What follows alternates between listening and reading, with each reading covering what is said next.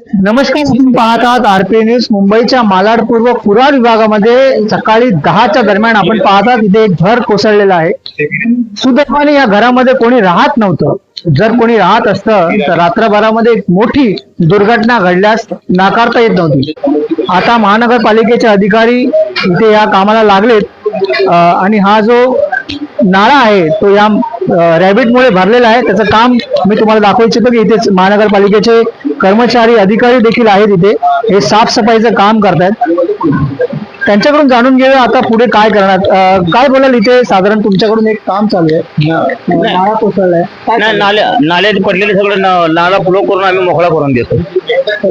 नाला मोकळा करून देतोय आणि पुढची कारवाई ऑफिस वाले सांगणार. आता आम्ही कामगार आहे, आम्ही काही तेवढं जास्त सांगू शकत नाही. आम्हाला ज्या अधिकाऱ्यांनी सांगितलं तेवढंच आम्ही करणार. आपण पाहिलं यांना सध्या फक्त नाळा क्लिअर करून द्यायचा आहे. आपल्यासोबत इकडे जवळ राहणारे एक रहिवासी आहेत, त्यांच्याकडे जाणून घ्या. कधी घडली घटना? मी साहेब पण कामाला गेलो होतो, पण ते 10-10 वाजता काहीतरी पडलं असेल. आणि पहिल्यापासून ते क्रॅक पडलेच होते दिवाळला, आणि गटरच्या बाजूला असल्यामुळे ते घुस वगैरे मोठे मोठे असतात, ते हे पोकळ करून ठेवलेलं. तर पाण्याच्या फोर्समुळे ते अजून बाहेर आलं आणि ते पडलं असेल. घरामध्ये कोण राहत? कोण नव्हतं, कोण नाही राहत. हे 2 वर्षापासून खाली आहे. जर कोणी राहत असतं तर काय वाटतं तुम्हाला, काय झालं? तर काय ते त्यांना इजा झाली असते, काहीतरी दुर्घटना झाली असती.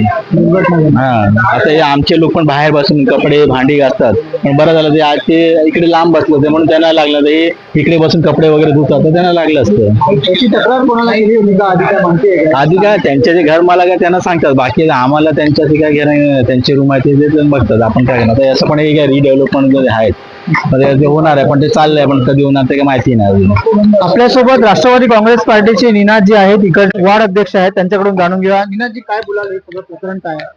मी आज सकाळी ही जी रूम जी आहे ती कोसळली पावसामुळे. या ठिकाणी 2 वर्षापूर्वी 4 महिने या चाळीतल्या लोकांसाठी लाईट नव्हती. संबंधित या चाळीतल्या लोकांनी BMC कडे नगरसेवकाकडे तक्रार केली, लेटर वगैरे दिलं, पण कोणत्याही प्रकारची कार्यवाही झाली नाही. 4 महिने हे लोक विदाऊट लाईट इथे राहत होते. या ठिकाणी भुशीने हा जो भाग आहे पूर्ण पोखरलेला आहे. ही जी रूम आहे ही एकदम धोकादायक परिस्थितीत आहे. पण हे तक्रार देऊन सुद्धा कोणी या ठिकाणी लक्ष दिलं नाही की या नाला जो आहे आपण व्यवस्थित बांधून देण्यात यावा, यासाठी कुठल्याही प्रकारची काही कामं करण्यात आली नाही. आपण आमदार साहेब सुनील प्रभू साहेबांच्या थ्रू अजित रावांच्या मार्फत आपण इकडे हा जो भाग आहे इकडचा हा आपण रिपेअरिंग करून दिला त्यांना, आणि लाईटही नव्हती, ती लाईटही आणून दिली आपण त्यांना. त्याच्यानंतर आज 2 वर्षाच्या नंतर या घरात कोणी राहत नाही. आज मला वाटतं जवळजवळ 4-5 वर्ष झाली असतील या घरात कोणी राहत नाहीये. या लोकांना सांगण्यात आलं आपण यावं इकडे, पण ते कोणी येत नाहीये, बघायलाही येत नाहीये कोणीकडे. आणि ही रूम आज कोसळली पावसामुळे. आज त्याच्याबरोबर जी इतरही रूम जे आहेत त्यांना पण धोका निर्माण झालेला आहे. मला काय वाटतं, साधारण या घरामध्ये जर कोण आज अस्तित्वात असतं तर काय झालं? निश्चितच जीवितहानी झाली असती. पुढचे लोक आहे, ज्या अजून एक घरामध्ये लोक राहत आहेत, त्यांना महानगरपालिकेतर्फे या अन्य लोकांतर्फे काय सूचना दिल्या? अजून तरी काही सूचना आल्या नाहीयेत, त्यांना अजून काही सूचना आल्या नाहीयेत त्यांना. आता BMCची माणसं आपली आलेली आहेत, आता नाला फक्त ते क्लिअर करून देत आहेत. संबंधित आता मी तक्रार करण्यासाठी मी लेटर घेऊन चाललोय BMCला, आणि पुढची कारवाई कशी करते बघायचं मला.